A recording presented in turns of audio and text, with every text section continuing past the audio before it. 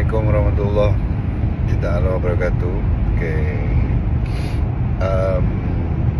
Ya, bapak saya baru je meninggal tadi pukul 1.40 pagi tadi. Lepas tu sekarang ni jenazah saya on the way bawa balik ke Pulau Pinang. Jadi kepada sesiapa kenalan bapak saya, Pak Ahmad, yang ada di Pulau Pinang, boleh sampaikan